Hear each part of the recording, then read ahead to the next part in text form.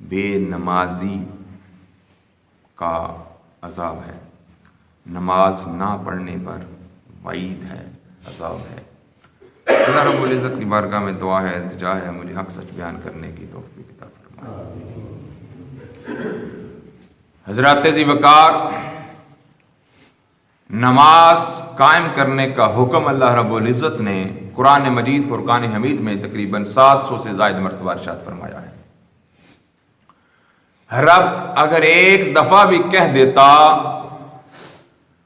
تو دائرہ اسلام کے اندر داخل ہونے والے کے لیے وہ لازم و ملزوم ہو جاتا، مگر رب نے نماز کی اہمیت کو واضح فرمانے کے لیے ایک مرتبہ نہیں، 2 مرتبہ نہیں، 3 مرتبہ نہیں، پورے 700 سے بلکہ 700 سے بھی زائد مرتبہ نماز کا حکم عطا فرمایا ہے۔ رب کہیں ارشاد فرماتا ہے یا ایھا الذین آمنوا اقیموا الصلاۃ وآتوا الزکاۃ، کہ اے ایمان والو نماز قائم کرو اور زکات دو۔ کہیں رب فرماتا ہے ان الصلاۃ کانت علی المؤمنین کتابا موقوتا، کہ نماز مومنین پر مقررہ اوقات میں ادا کرنا فرض ہے۔ رب بارہا نماز کا حکم عطا فرما رہا ہے، اور آقا دو جہاں سرور کائنات آمنا قلعہ صلی اللہ علیہ وسلم بھی نماز کی تلقین کرتے نظر آتے ہیں۔ حضور نے فرمایا ان الصلاۃ تنہی عن الفحشاء والمنکر، کہ بے شک نماز بے حیائی اور برے کاموں سے روکتی ہے۔ حضور فرماتے ہیں ان الصلاۃ عماد الدین ومن اقامها فقد اقام الدین ومن هدمها فقد هدم الدین، نماز دین کا ستون ہے، جو جس نے اس کو قائم کیا گویا اس نے دین کو قائم کیا، جس نے اس کو ڈھا دیا گویا اس نے دین کو ڈھا دیا۔ حضور فرماتے ہیں قرۃ عینی فی الصلاۃ، نماز میری آنکھوں کی ٹھنڈک ہے۔ حضور فرماتے ہیں الصلاۃ مفتاح الجنہ، نماز جنت کی کنجی ہے۔ حضور فرماتے ہیں الصلاۃ معراج المومنین، نماز مومن کی معراج ہے۔ بارہا اللہ کا قرآن اور نبی کا فرمان جو ہے وہ نماز کی تلقین دیتا ہوا نظر آتا ہے، مگر پھر بھی ہم نماز میں سستی کرتے ہیں۔ ویل للمصلین الذین هم عن صلاتهم ساہون، رب کا قرآن بھی نماز میں سستی کرنے والوں کے لیے عذاب کی وعید دیتا ہے۔ حضور اکرم شفیع معظم صلی اللہ علیہ وسلم نے ارشاد فرمایا جہنم کے اندر ایک ویل نامی وادی ہے جس کی گرمی اور جس کی حدت سے جہنم بھی پناہ مانگتی ہے، اور جس کے اندر اگر پتھر بھی گرے گا تو وہ بھی پانی پانی ہو جائے گا۔ جو بے نمازی ہے اس کو اس وادی کے اندر، جہنم کی اس دردناک وادی کے اندر پھینکا جائے گا۔ حضور نے فرمایا جو بندہ ایک نماز جان بوجھ کر چھوڑتا ہے، جہنم کے دروازے پر اس کا نام لکھ دیا جاتا ہے کہ یہ بندہ جہنمی ہے، اور عن قریب اس جہنم کے دروازے سے اس کا جہنم کے اندر داخلہ ہوگا۔ حضور نے فرمایا جو بندہ نماز نہیں پڑھتا اس کا اسلام سے تعلق ختم ہو جاتا ہے۔ نماز مسلمان اور کافر کے اندر تمیز کرتی ہے، لیکن آج ہم نماز پڑھتے نظر نہیں آتے، اللہ ماشاءاللہ، سب کی بات نہیں کر رہا، ہم نماز کے اندر سستی کرتے ہیں۔ اگر کسی کے کہہ دیا جائے بھئی نماز کی پابندی کیا کرو، وہ آگے سے جواب کیا دیتا ہے، میں نہیں کار پڑھ لینا۔ ایسے ایسے پیر لوگ بنے پھرتے ہیں اور مرشد بنے پھرتے ہیں اور لوگوں کو اپنے چنگل کے اندر پھنسائے پھرتے ہیں اور نماز نہیں پڑھتے، چہرے پر سنت رسول نہیں ہے۔ کہا جائے نماز پڑھا کریں، نہیں جی وہ مسجد میں فتنے بڑے ہیں جی، ادھر سازشیں بڑی ہوتی ہیں، میں گھر پڑھ لیتا ہوں۔ اور کئی بالکل سرے سے پڑھتے ہی نہیں ہیں، نہیں جی اے نماز پڑھن دا حکم نہیں، وہ نماز ہو رہے کہ بس اللہ دے حضور حاضر ہونا ہوتا ہے۔ ارے اللہ کے بندو، اگر یہ نماز فرض نہیں ہے تو حضور علیہ الصلوۃ والسلام نے کیوں پڑھی؟ حضور نے صحابہ کو کیوں پڑھائی؟ جماعت کی فضیلت اتنی کیوں رکھی؟ حضور نے فرمایا اگر میری عورتوں اور بچوں کا خیال نہ ہوتا میں ان گھروں کو آگ لگا دیتا جن کے مرد گھروں کے اندر نماز پڑھتے ہیں۔ مرد کے اوپر مسجد کے اندر نماز پڑھنا جو ہے وہ واجب ہے، نہیں پڑھے گا تو گنہگار ہوگا۔ آج ہمارا بہانہ ہی ہے کہ میں گھر پڑھ لینا جی، مسجد سے گلاں سننی پیندی، بھائی نہ کرو مسجد جان گلاں، کون آندا گلاں کرو، کون آندا سازشاں کرو، سازشاں تے آپ کر دے تسی۔ نماز پڑھو، اللہ اللہ کرو، گھر جاؤ۔ ہم تو ایک دوسرے کی ٹانگ کھینچنا شروع کر رہے ہوتے ہیں، ہم تو امام کے خلاف باتیں کر رہے ہوتے ہیں، یہ ایسے کرتا ہے یہ ایسے کرتا ہے، ہم تو تیسروں کو ہم باتیں کرتے نظر آتے ہیں۔ بھئی اللہ کا گھر ہے، اس کو سازش کیوں بناتے ہو؟ اس کو پراپوگنڈا کی جگہ کیوں بناتے ہو؟ آؤ سیدھی سیدھی نماز پڑھو اور گھر جاؤ۔ لیکن ہمارے پاس بہانے طرح طرح کے ہیں۔ یاد رکھیے کہ حضور علیہ الصلوۃ والسلام نے یہ حدیثیں ویسے بھی یاد ہے، لیکن میں نے ابھی یہ خود بھی بیٹھ کے لکھی ہیں تاکہ وہ آگے پیچھے نہ ہو جائے۔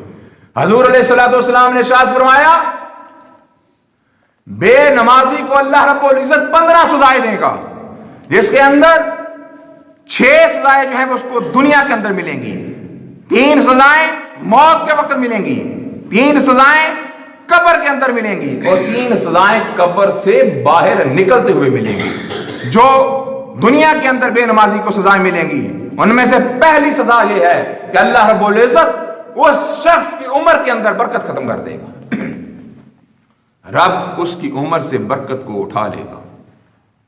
دوسری سزا، اللہ رب العزت اس کے چہرے سے نور اٹھا لے گا، اس کے چہرے پر جو نیک لوگوں کے تاثرات ہوتے ہیں رب اس کے چہرے سے وہ تاثرات ختم کر دے گا۔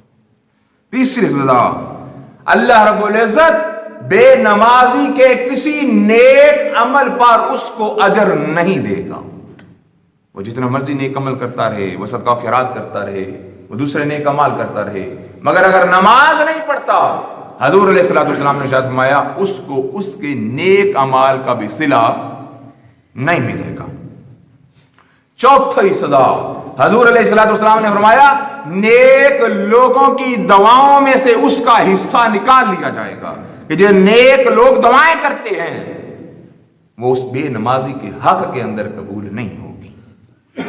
پانچواں، اللہ رب العزت اپنی مخلوق کے دل میں بے نمازی کی نفرت ڈال دے گا۔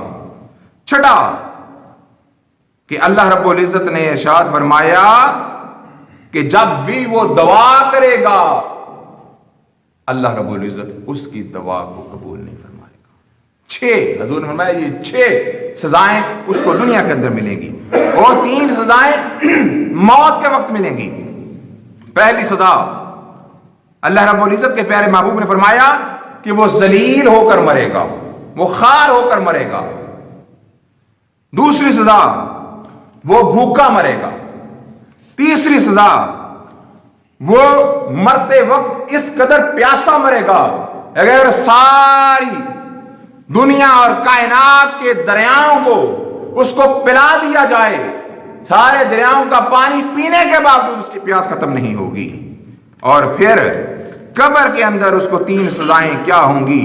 اللہ رب العزت کے پیارے حبیب نے فرمایا اس کی قبر کو اس قدر تنگ کر دیا جائے گا کہ اس کی یہ پسلیاں ٹوٹ جائیں گی۔ حضور علیہ الصلوۃ والسلام نے ارشاد فرمایا اس کی قبر کے اندر ایک اژدہا مسلط کر دیا جائے گا، اس کا نام اشجال اقرا ہے، اور وہ گنجا سانپ اس پر اس شدت کے ساتھ حملہ آور ہوگا، وہ ایک ضرب اس بے نمازی پر مارے گا، بے نمازی 70 ہاتھ زمین کے اندر دنس جائے گا، اور اس کے ناخن ایک دن کی مسافت کے برابر ہوں گے، بہت لمبے ناخن ہوں گے۔ پھر وہ اپنے ناخنوں سے اس دنسے ہوئے بے نمازی کو باہر نکالے گا اور پھر ایک چوٹ لگائے گا، پھر وہ 70 ہاتھ جو ہے وہ زمین کے اندر دنس جائے گا، اور پھر وہ فجر سے لے کر ظہر تک، جس نے فجر نہیں پڑھی ہوگی اس کو فجر سے لے کر ظہر تک یہ سزا دے گا، جس نے ظہر نہیں پڑھی ہوگی اس کو ظہر سے لے کر عصر تک یہ سزا دے گا، جس نے عصر نہیں پڑھی ہوگی اس کو عصر سے لے کر مغرب تک یہ سزا دے گا، جس نے مغرب نہیں پڑھی ہوگی اس کو مغرب سے لے کر عشاء تک یہ سزا دے گا، جس نے عشاء نہیں پڑھی ہوگی وہ عشاء سے لے کر فجر تک اس بندے کو یہ سزا دے گا۔ اور پھر اللہ رب العزت کے پیارے حبیب نے ارشاد فرمایا اللہ رب العزت اس کی قبر کے اندر آگ بھڑکا دے گا۔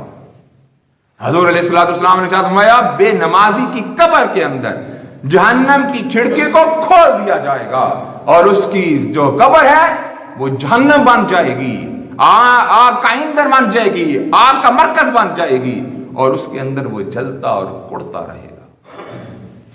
اور پھر اللہ رب العزت کے پیارے حبیب نے ارشاد فرمایا قیامت کے دن پھر اس کو 3 سزائیں ملیں گی۔ پہلی سزا یہ ہوگی کہ اس کے اوپر ایک اللہ رب العزت اژدہا مسلط کر دے گا جو اس کو بالوں سے پکڑ کر گھسیٹ کر جہنم کی طرف لے کے جائے گا۔ دوسری سزا اللہ رب العزت اس شخص پر حساب کے وقت سختی فرمائے گا، اس کا حساب سخت ہوگا اور اس کو جہنم کے اندر وارد کر دیا جائے گا۔ تیسرا عذاب اس پر یہ ہوگا کہ اللہ رب العزت اس پر جلال فرمائے گا، اس کو غصے سے دیکھے گا، اور رب کا جلال اس قدر سخت ہوگا کہ بے نمازی کے چہرے سے گوشت جو ہے وہ جڑ جائے گا، اس کا چہرہ صرف گوشت کا، صرف ہڈیوں کا ڈھانچہ رہ جائے گا۔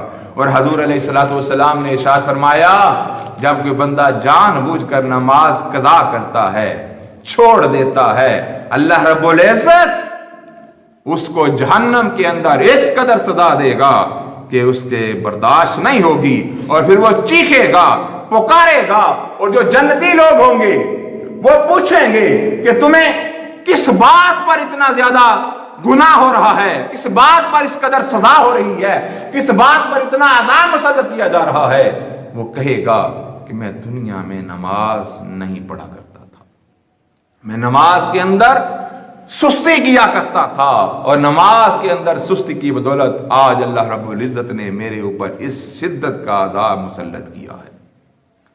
یاد رکھیو، آج ہم طرح طرح کے بہانے کرتے نظر آتے ہیں، لیم ایکسکیوزز پیش کرتے نظر آتے ہیں، طبیعت نہیں ٹھیک، زکام ہے، بخار ہے، ہم دنیا داری کے سارے معاملات کرتے پھرتے ہیں۔ بچی کو کالج چھوڑنے جانا ہے، جا رہے ہیں، بچوں کو چھوڑنے جا رہے ہیں، دکان پہ جانا ہے، جا رہے ہیں، دہی لینے، پکوڑے لینے، سموسے لینے جا رہے ہیں، وہاں ہماری طبیعت ٹھیک ہے۔